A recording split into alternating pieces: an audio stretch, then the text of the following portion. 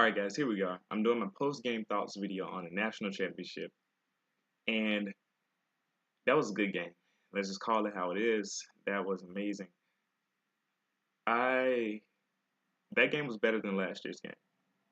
I think if you were watching that game and you saw it, you would have to agree. Clemson played a great game. They came back and overcame everything that was bringing them down, and they pulled themselves top and they made great plays to win it. Now, that being said, I want to kind of get to some analysis of what happened in the game and what led to this outcome. Right from the beginning, if you were watching, you kind of noticed that Alabama's plan was to ride Bo Scarborough, get a nice lead, pound Clemson, run the clock out, and win the game.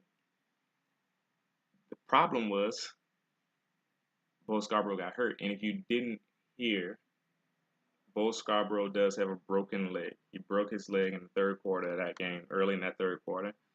And that led to him not returning, and the inside power game suffered as a result of that. Before that point, Bo Scarborough had 16 carries for 93 yards and 2 touchdowns. He was the big reason why we jumped out to that 14-0 lead against Clemson. And Alabama was basically going to use the running game to allow the defense to stay rested and continue to stop Clemson. If you just saw the final score, you would think that this game was a shootout. But you have to remember that Alabama was up 24-14 early in the fourth quarter. The Alabama defense had been not on the field a long time. They played great. They were getting 3 and outs. A lot of people don't remember that either. While Sean Watson and Clemson offense, we're putting them off the field. They only got a few yards here and there. We're putting them off the field, and we're getting the ball back to our offense. And early in the game, we were running the ball, converted third downs, and getting some momentum and getting the chains moving. When Bo Scarborough got hurt, our inside running game suffered, and I almost questioned play calling here, and I know they know their personnel. I know we know what Damian Harris and Joshua Jacobs can do. We know that they're more shifty type backs, guys with more vision who can move around, and not the Bo Scarborough slam into the defense type ball carriers. But the issue is, you didn't even attempt to establish them in between those tackle type runs. If you know what I mean. If you guys were watching the game, you'll know what I'm talking about. When Bo Scarborough went down, we used Damian Harris a bit more. We tried to bring in Joshua Jacobs, but we really didn't try to slam them into the defense and just get those 3, 4, 5-yard carries. We were trying to get them hit those zone reads and get bigger gains and chunk yards, and that doesn't work against a speed defense. Against a speed defense, you got to run at them, not away from them. Because if you run away from them, they use their speed to catch you, and that's exactly what was happening on the Damian Harris and the Joshua Jacobs run. As a matter of fact, early in the game, there was a Joshua Jacobs run where he got a 10-yard carry where he ran up the middle, and I'm like, yes, we need more of that, but we didn't go away. We stopped doing that. And so that was really, really interesting. I trust Nick Saban, I trust Sarkisian. They know that personnel, so maybe there's a reason why. And I know Damian Harris has been a little dinged up here and there, and Joshua Jacobs not the biggest guy, so maybe they didn't want to wear him down. But it was really, really interesting that we didn't try to keep going with that inside running game, because that was what was working until Bo Scarborough got hurt. And you got to give Clemson's defense a lot of credit here, because they knew that if they could run more and more plays on Alabama, eventually this really, really good defense. So don't let this final score try to discourage you. This Alabama defense is magnificent. If you watch this early game, we were getting to Watson and pressuring him and causing him to it was great defense to watch. But they knew that if they can get enough plays on this Alabama defense, they would get tired. And the reason why this defense can get tired as opposed to last year's defense is because we didn't have the depth. I was telling people that at the beginning of the year.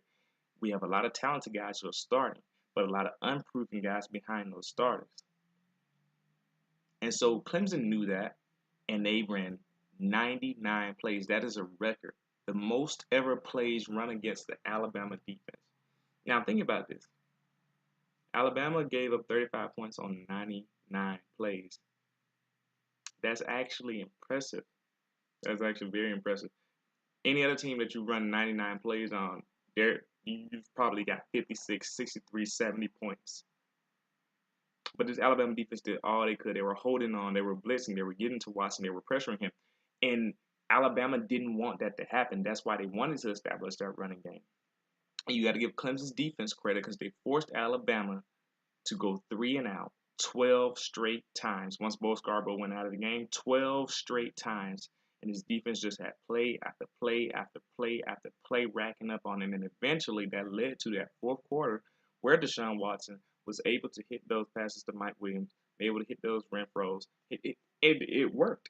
And so you got to give Clemson a lot of credit for sticking to their game plan and making it work and coming out with the victory. But the thing I really, really love is to show you how good this defense was. Even though they were tired, I never saw missed assignments. I never saw receivers running open. The Alabama DBs were on these receivers the whole game. Even on the Mike Williams catches, like I said, he's not a big fast guy. He's not going to run away from you. He just can jump over you. That's what he did. The DBs were right there, and they were still trying to play the ball. You could just tell they were gassed. And it was just an interesting thing to see. Now, that being said, I'm going to get into some of the things I saw in the game and just kind of give a little analysis of everything. This is probably going to be a really, really long one, so be prepared. Now, on Clemson's first play, they did the Gallman end around, and this is a trend. Like I said, I told you guys before the game, Wayne Gallman won't be able to run the ball at the middle because they haven't been able to establish an inside running game all year. No matter who the opponent was, they haven't been able to do it. So they tried to get Gallman around the edges. They tried to establish around the edges and stretch the Alabama defense out. And they had a little success with here and there. Gallman's first run was 10 yards around the end. So they tried it there to soften it up. Still didn't get anything going on the inside. Deshaun Watson averaged less than 2 yards a carry. On his 21 carries, he had 43 yards, about 2 yards a carry. Not less than 2 yards, but about 2 yards a carry.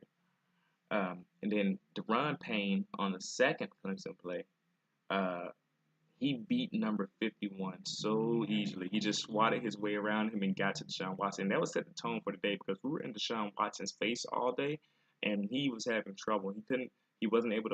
We were able to rush and contain him today and made him pass the ball. And eventually, once the Alabama defense wore down in the fourth quarter, the passes started to work. But before that, the plan was solid.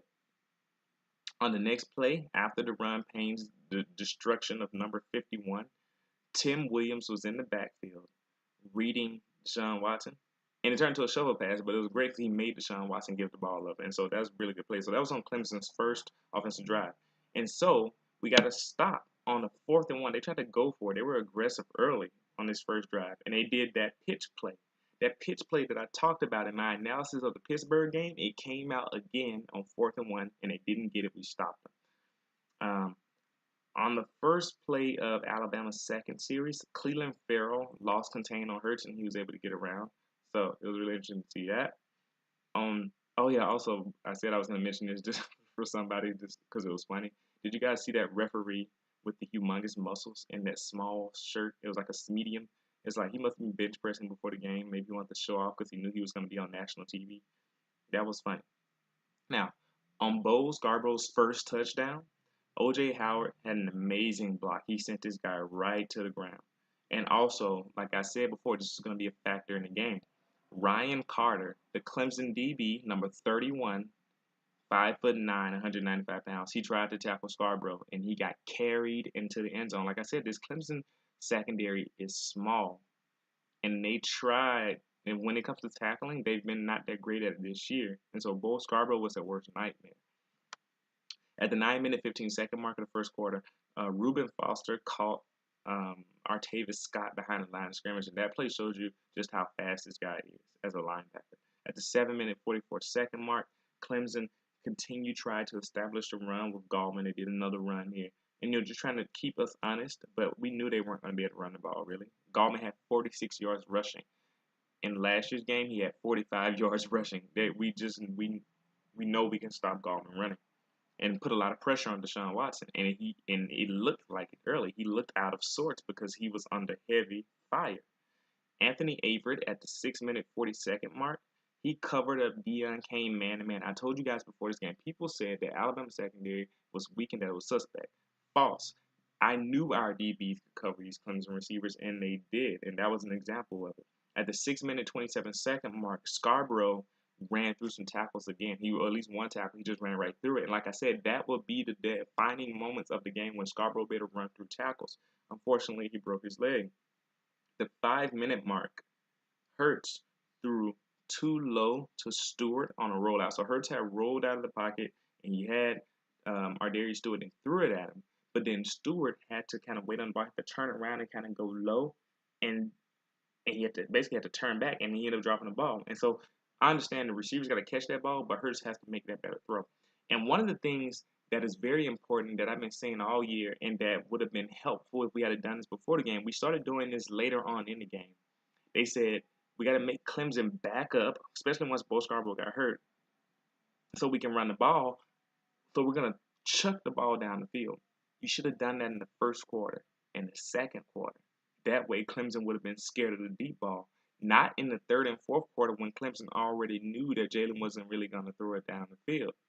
We should have been doing this earlier in the season. I say what should have been happening is that one time in the first 2 quarters of every game this year, they should have just let Jalen Hurts rip the ball down the field, no matter no matter if it was double covered, no matter who zone man, no, or at least just wait till the man coverage 1-on-1 and just take the shot down the field.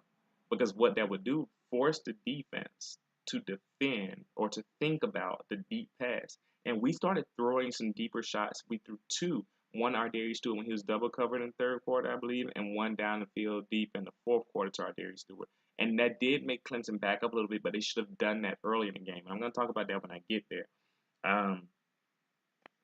At the 4-minute 52nd mark, one of the biggest holes I've ever seen an offensive line create. Oh, this is the play where Joshua Jacobs got the first down.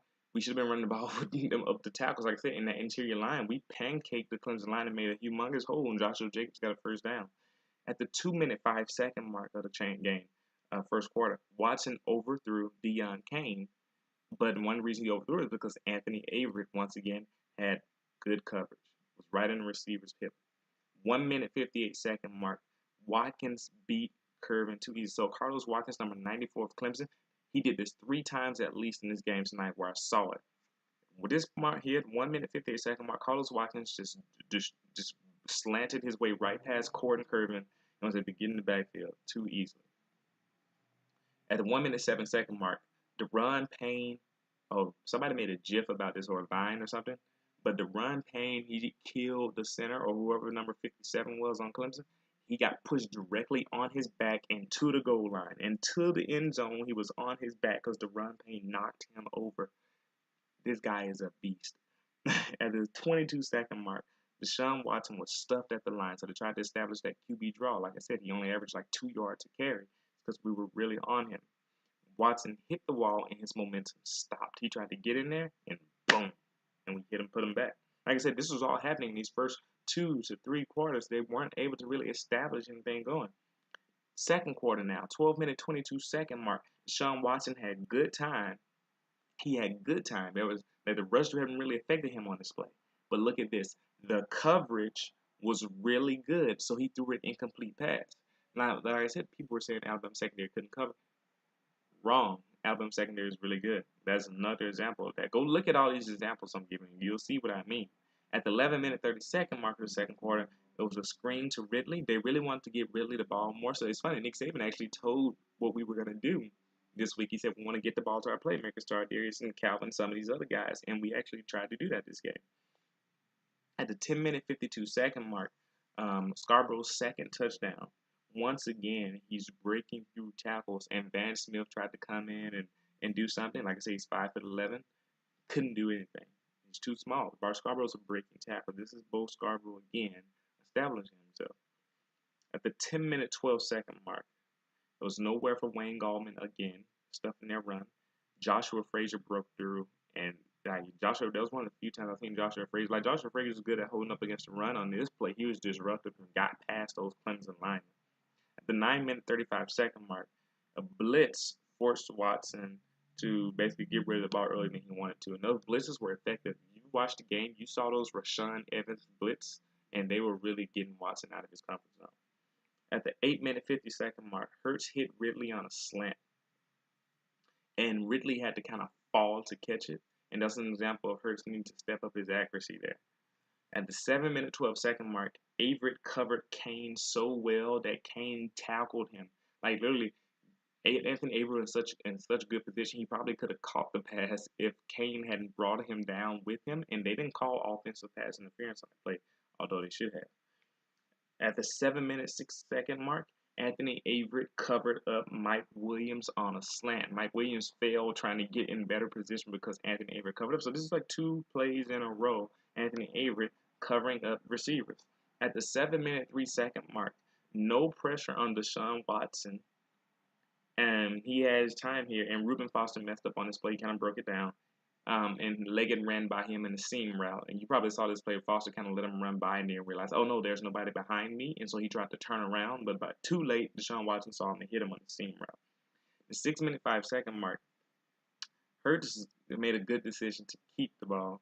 No, not to keep it on a quarterback keep. He actually handed it off to the running back. So it's like we were talking about that in the last game, how Hurts needs to hand the ball off more often, make good decisions on those QB keepers, on those QB options, and he did that time.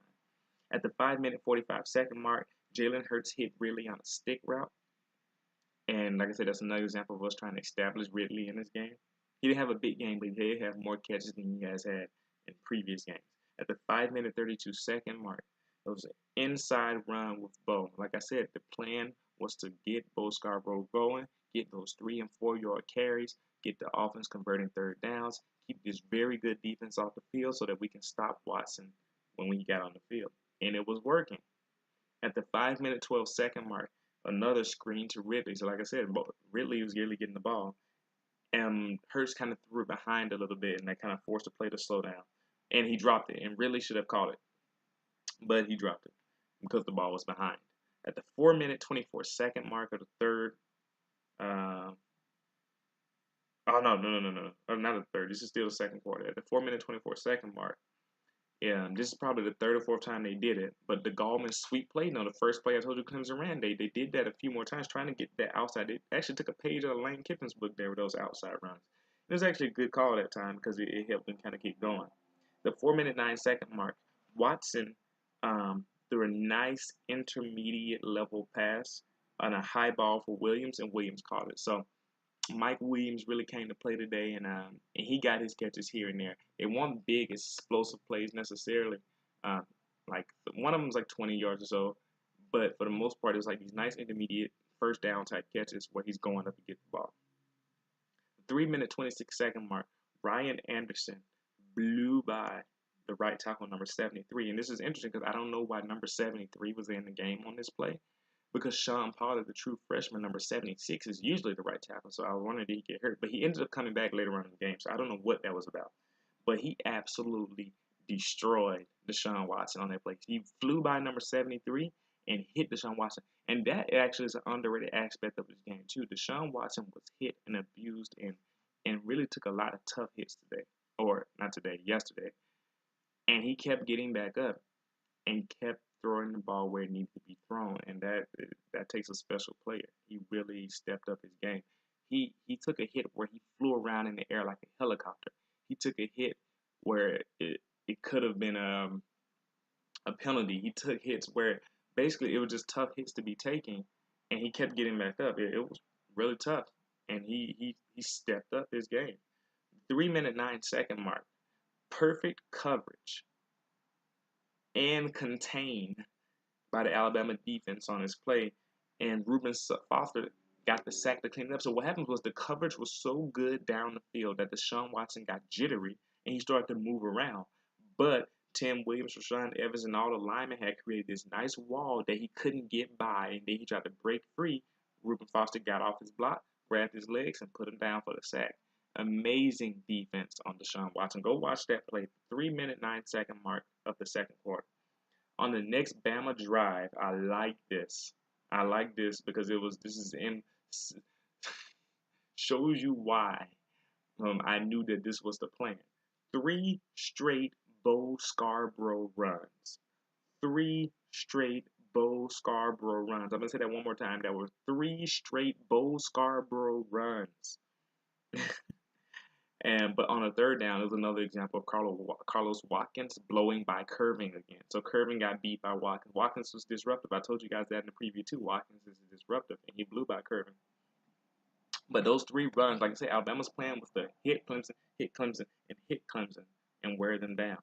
At the 1 minute 12-second mark, this is an example of why J.K. Scott should have been the Ray Guy Award winner or at least a finalist. An amazing punt. I swear, I called it before it happened too. I said, this is going to be a 70-yard punt. And then I look up and the ball's like, amazing punt by J.K. Scott. This guy is amazing. At the 1 minute 2-second mark, listen to this name again. Anthony Averett played perfect coverage on Ray McCloud and didn't allow him to get the ball. Like I said, our secondary is underrated. They covered up. Don't look at that final score of 35 points and think that Alabama got torched because guys were running open because the DBs couldn't cover. Those 21 points came in the fourth quarter, and defense was tired, and Clemson played a great job of executing their game plan, but the DBs were covering up those receivers. 0 minute 54-second mark. Accurate throw by Deshaun Watson to Renfro. Renfro really stepped it up in this game for them. He got in a lot of plays. He was almost Wes Welker-like with his route running and ability to get open. And this throw was to Renfro on a post out. It's kind of going up and toward the sideline like that. And on that play, Ryan Anderson just missed getting the sack on Deshaun Watson. The 49-second mark, Evans on a QB spy got a deflection. So he pretended like he was going to blitz. And Deshaun Watson pulled it up and threw it. And Deshaun Evans got up in there with two hands. And the ball deflected into the air. I thought it was going to be a pick. Great play. 44 seconds left. Excellent contain on Deshaun Watson. And great coverage. It was nowhere for Deshaun Watson to go with the ball, whether running or throwing. Excellent play. Now going into the third quarter. 14 minute 25-second mark. Deshaun Watson with an extremely accurate throw to Renfro. The ball was placed away from the linebacker. So the linebacker was sitting there in zone right behind Renfro. Deshaun Watson threw it to the other side, and Renfro had to stretch his hands out to get it where only he could get it, and he caught it. Great play by Deshaun Watson. He really started to step it up here. 14 minutes in the third quarter. Ryan Anderson ripped the ball out from Gallman. That showed his strength, and he beat the true freshman, Sean Pollard, number 76 of Clemson, and just ripped that ball on out. And, this is one of those plays that are underrated because not that many people are talking about it, or some people mentioned it. But Ryan Anderson picked up this fumble, and he was going to return it for a touchdown. But guess who caught him by his legs and made the tackle? It was Hunter Renfro, who was the one who caught the game-winning touchdown, the one who had these timely third-down conversion catches, came out of nowhere, tackled Ryan Anderson. That was going to be a touchdown, and that actually would have been a difference in the game because Alabama ended up getting a field goal there instead of a touchdown. And so at the least at the end of the game, it probably would have went to overtime because the score would have been 35-35. So that's actually really interesting. That was a great play by Renfro to not give up on that play and let Ryan Anderson run it in for a touchdown. Because like I said, we had to kick a field goal instead. At the 13 minute 17-second mark, Hurts had excellent pass protection. Like I said, I told you guys before the game, Clemson does not have a speed rush. They have a lot of disruptive heavy guys. But that will allow Jalen Hurts to get a lot of time in the pocket. And he did.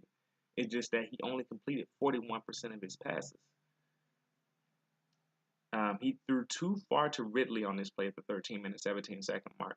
He threw too far to Ridley, who was getting a step on the DB toward the end zone. Ridley was going heading toward the end zone. It was going to be a touchdown, but Jalen threw it too far. Now, what I like about what they did was they let Jalen throw these balls down the field, and they told him, don't worry about overthrowing your receivers. And I like that they just let him rip it.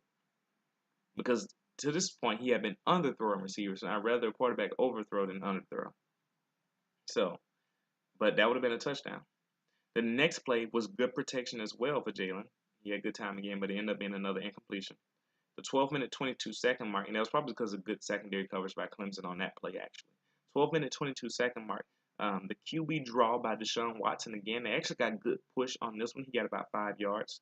At the 11 minute 52-second mark, Watson had a back shoulder throw and he had good protection. And it was actually a pretty good back shoulder throw to Mike Williams. Like I said, Mike Williams had these timely first down catches that allowed the team to kind of get a little momentum. And so I like Mike Williams. I like Deshaun Watson. I hope they don't end up going to Cleveland Browns. Hopefully not, Deshaun. I hope you can find. Maybe he might be the one that can turn around the Browns. Who knows? 10-minute, 8-second mark. Mike Williams with another high point catch. Like I said, he's one of the best in college football this year who bows up to catch the ball with his hands. It's amazing, amazing, amazing going up to get it. And it was a good throw by Watson. Ben Boulware at the 8-minute, 33-second mark. And it's funny because they harped on Alabama's targeting, so the non-call targeting earlier in the game in the first quarter. They harped on that for Alabama. But they didn't say anything about Ben Boulware smacking our guy helmet to helmet at the 8-minute, 33-second mark.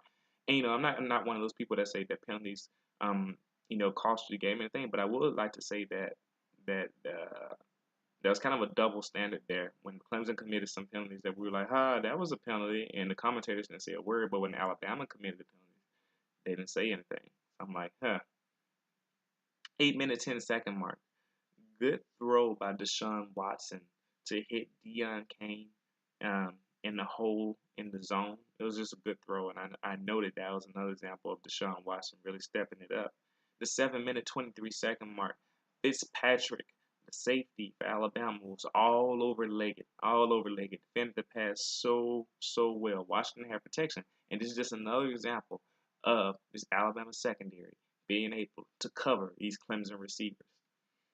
At the 7-minute, 18-second mark, the Renfro touchdown, they made it seem like he just got open because of his route running, but actually Tony Brown was just impeded by Hootie Jones. If you watch that play, Hootie Jones came up from his safety spot to try to take away the middle of the field, kind of playing a single high safety look with the other safety playing the zone coverage. And it actually got in front of Tony Brown, and Tony Brown wasn't able to get around him, and Hunter Renfro was wide open and ran in for a touchdown. So that was a mistake on that play, not necessarily bad coverage. 7-minute, 3-second mark.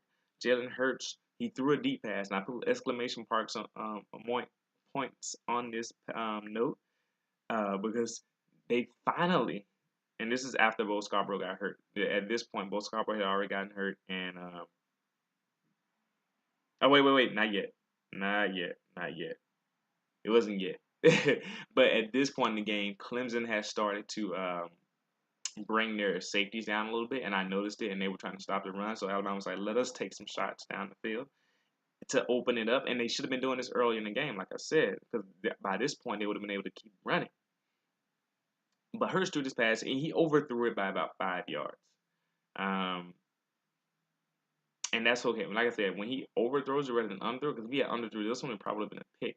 But he's just letting them know that we will try to take this shot on you if you give it to us, which I was just happy to see because we hadn't done that.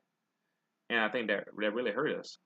At the 6-minute, 18-second mark, Hurts, he was poised in the pocket and he moved up. So that was actually showing his development there. He's developed as a passer, and he threw to Dieter. It was a bit low, but Dieter really should have caught that ball.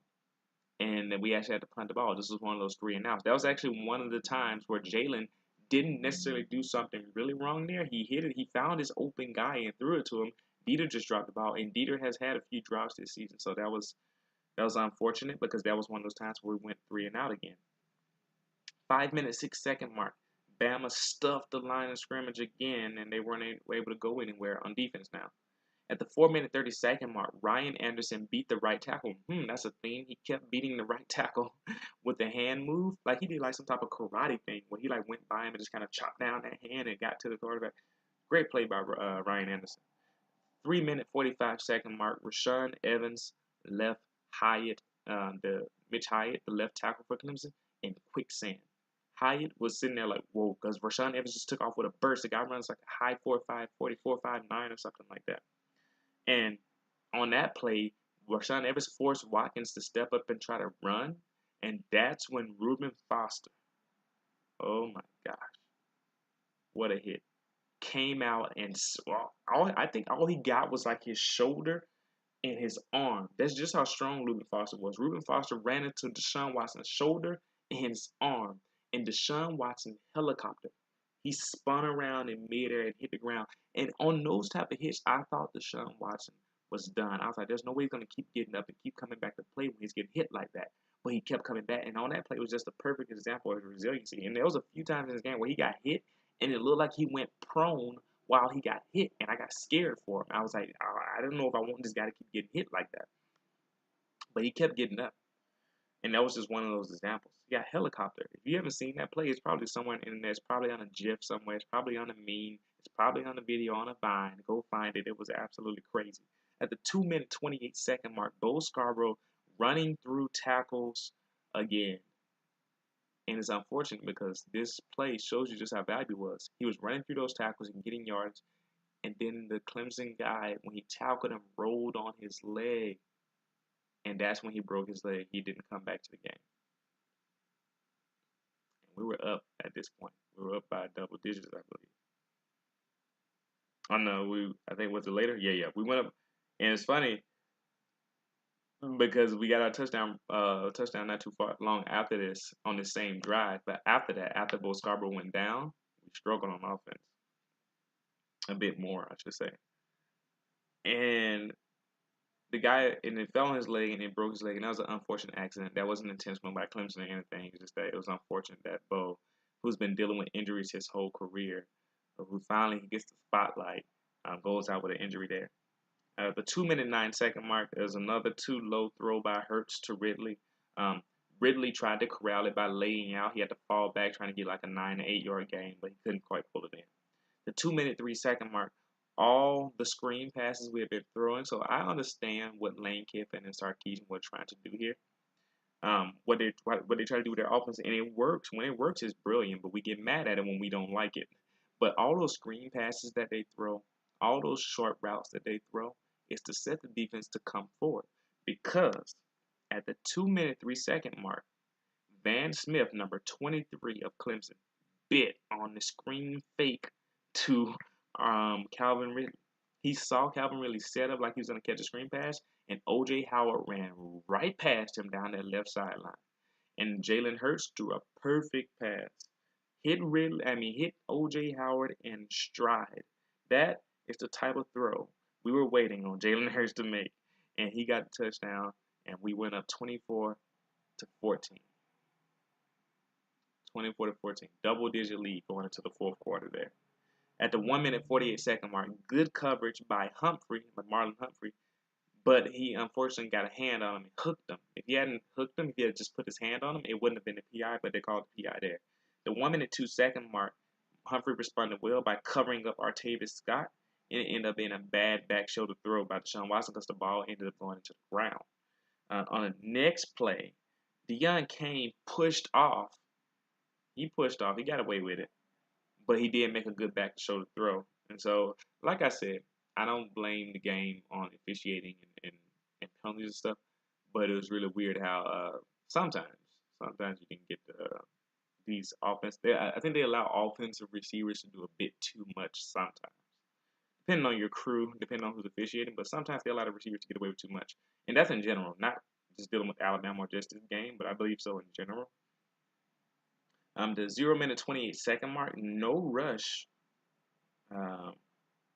because Clemson kept moving the pocket. They realized if they sat Deshaun still, Alabama was coming to get him. That's just how much we were affecting Deshaun Watson. At the 14-minute 35-second mark of the fourth quarter, this is when everything changed. It was crazy. Gallman was stuffed up the middle again, so they kept trying to establish Gallman here and there, but it wasn't working.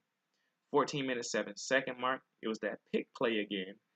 And this was the first time they ran it, and it led to the Mike Williams TD. They really were efficient in the red zone. And just to speak about efficiency overall, Deshaun Watson threw 56 passes. So we made Deshaun Watson be their go-to guy. He was the only reason why they were able to win this game, because he was honestly the best player on the field. He threw 56 passes. He only completed 36 of them, which is still pretty okay percentage-wise because it was 64%. We held him 3 percentage points below what he normally does, but if we really wanted to get him, we would have to hold him down to somewhere close to like 59%, 58%. Get more incompletions, possibly interceptions. And honestly, he threw some almost interceptions a few times in this game, and we just didn't get him, unfortunately. But what I was going with that is to say that on this pick play here, where the receiver ran the slant inside, kind of held up our DB a bit. Mike Williams was able to get the touchdown. It was a bit of a bad throw by Watson too because he should have let him out a little bit further to prevent the DB from getting close. Even though the DB wasn't going to make up for it there, but it could have been a better throw. But it was a touchdown anyway. I don't necessarily know how I feel about the pick play routes. I understand if it's just running a route and the DB gets caught up, but it definitely is such a gray area type play, and it's just a really, really weird thing to see. I think the Seattle actually ran a similar route against the Patriots in that game where the ball got intercepted. So it was interesting.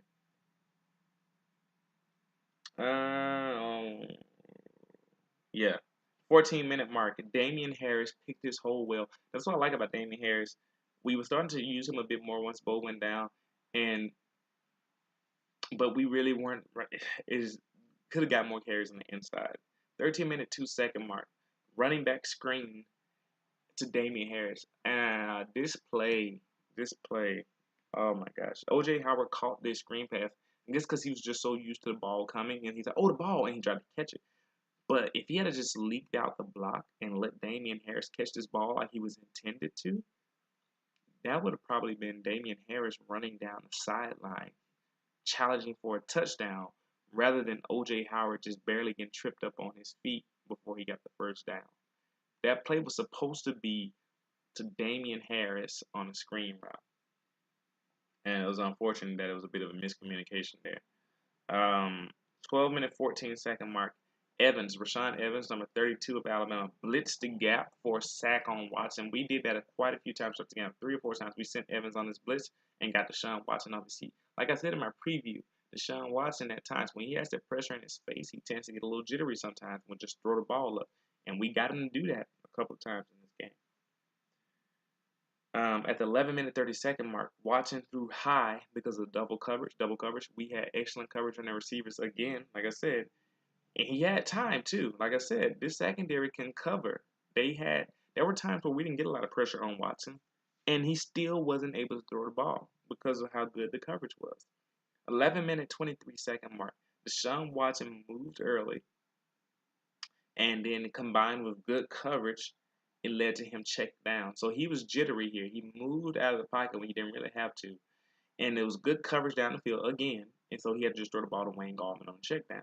At the 10-minute 30-second mark, Jalen Hurts had time, but then he decided to carry, and it was a good decision, got a few yards. 9-minute 26-second mark, it was good coverage again by Clemson, and Jalen Hurts moved out of the pocket too fast. So at this point, Jalen had noticed the disruptiveness of the Clemson defensive lineman. He started to get a little jittery. So both quarterbacks were starting to kind of get shaky, but Deshaun Watson at this point was starting to kind of find his groove because the defense was getting a little bit gassed and they were giving up a few more plays than they were earlier. The 9-minute mark of the fourth quarter, they got off their blocks to get Watson. All of them. Deron Payne, oh my God. Another time where he just absolutely demolished offensive linemen.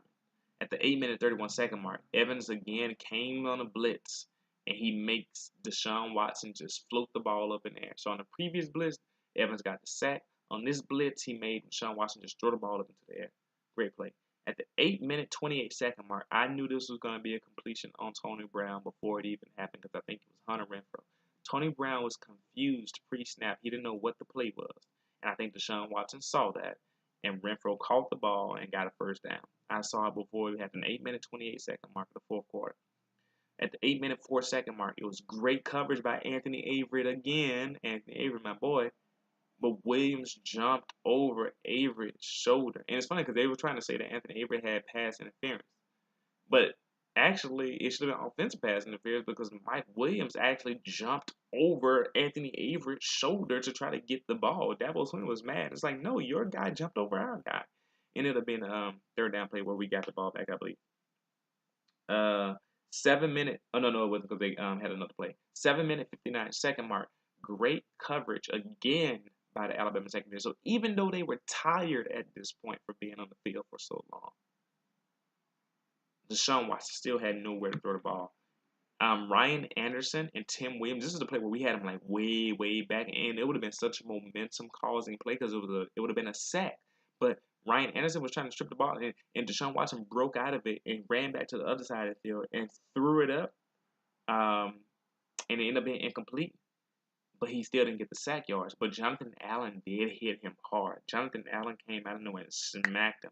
And I thought Deshaun Watson got hurt on this play because he fell on his elbow. And I thought, ooh, that's going to hurt him. From that point on, I said, oh, he's going to be hurt. I don't know if he's going to be play as well. But he somehow fought through that too. And I honestly think he got injured on that play. I really think he's still injured right now. Not necessarily a serious one, but he fought through it. I believe he actually did get injured on that play, which is really interesting. Shows you how tough he is, the type of competitor he is.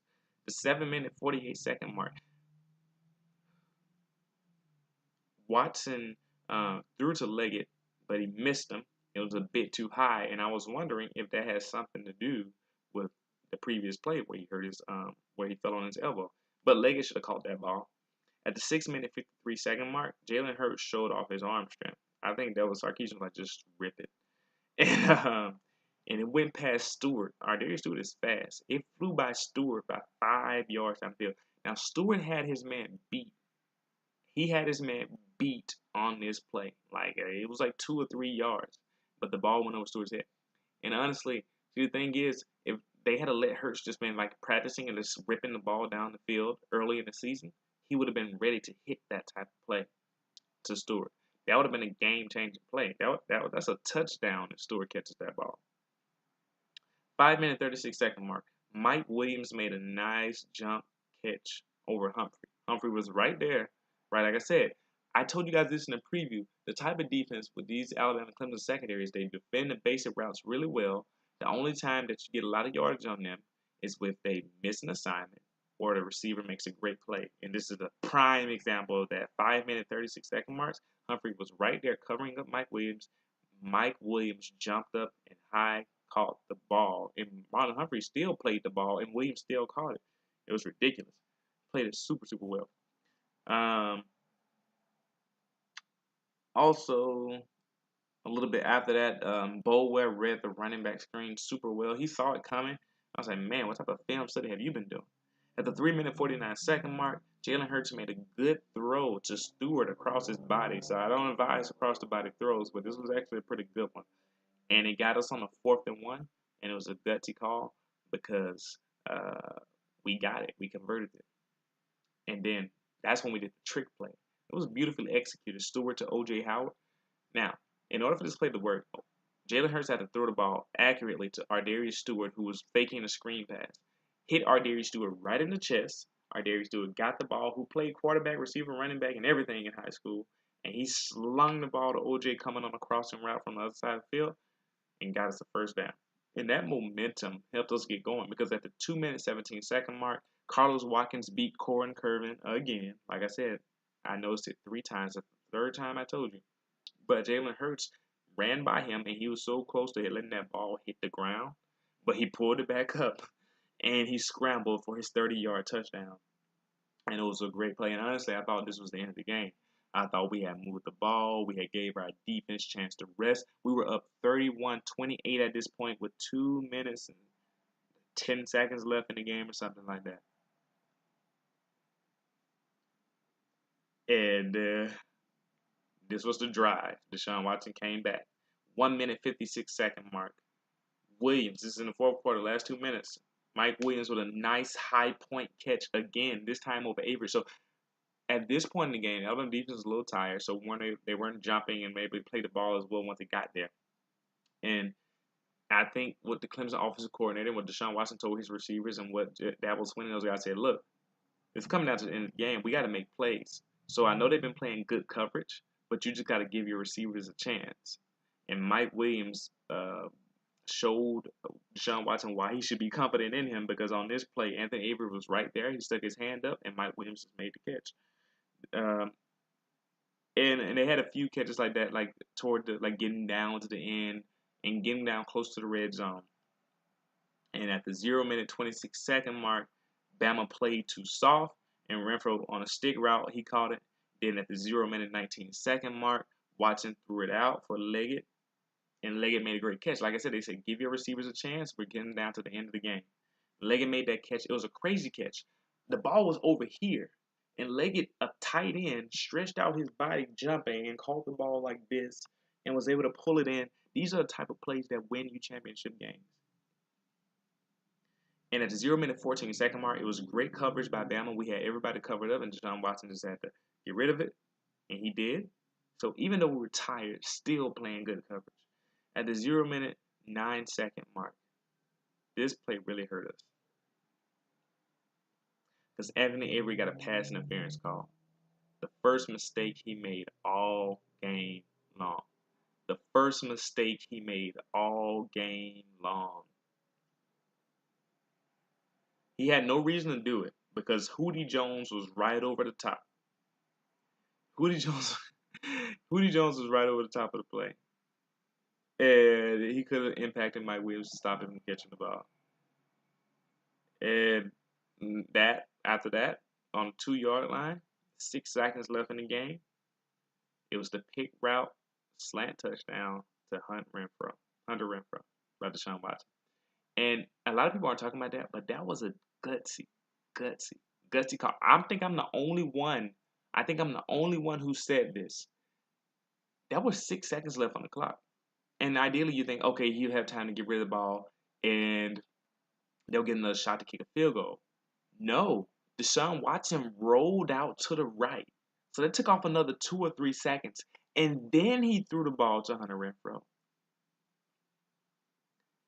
Hunter Renfrow caught the ball and he got a touchdown with 1 second left. If Hunter Renfrow didn't catch that ball, I'm pretty sure the time would have ran out. I'm pretty sure the time would have run out. And they would have lost the game. It was a gutsy call by Dabo. You got to give Dabo Swinney a lot of credit for trusting his quarterback to make that throw. It literally was a last-second victory. And you got to give Clemson a lot of credit for that. And the gutsy call by Dabo Swinney, trusting his quarterback, his junior quarterback, who's the leader of the team, to make that throw and get the job done. And like I said, the Bo injury hurt us. No matter how many times we hit Watson, he kept getting back up, kept making plays. Excellent guy. The defense was fine. They did great. The Clemson defense forced 12 straight 3-and-outs and kept our defense on the field. That's just good execution by that team. The plan was to ride Bo and let the defense work, and it was working. But we weren't able to finish it. And you got to give Clemson a lot of credit for adjusting and being able to come up and win this game in the fourth quarter when Alabama, I'm telling you guys, was up 24-14 in the fourth quarter. And for them to score 21 points in that last quarter against heavy pressure, always hitting Watson in his face, you just got to give it up to Clemson. They did it. They did it. It was a great game. So thanks for listening. What you guys noticed? If there are things in there you notice that you want to talk about, you put it in the comment section. Let me know. Yeah, anything you want to talk about. I want to do this thing where I'm going to go by quarter videos and talk about every offensive snap and every defensive snap and go into even more depth for Alabama. And I might do it for Clemson too. So there'll be a lot of videos. There'll probably be like 8 videos for each team. So maybe 16 videos. We'll see. But let me know if you guys want me to do that. Do you want me to do every offensive play quarter by quarter video for Alabama and every defensive play quarter by quarter video for Alabama? And if you want me to do it for Clemson too, let me know. Just put it in the comment section. Thanks for paying attention if you made it to the end of this video. I know there's a lot of you out there who wait for these videos, and I appreciate that. I'm so thankful. It's been a great season of Alabama football. I'm going to continue making videos during the offseason, about recruiting and about what I think what's coming up for the next year, and just about other random things that come to mind, maybe even other sports. But thank you all for being dedicated to this channel. See you next time. And for the Alabama fans, roll tide. And I got to give it up to Clemson. Go Tigers. You guys did a great job.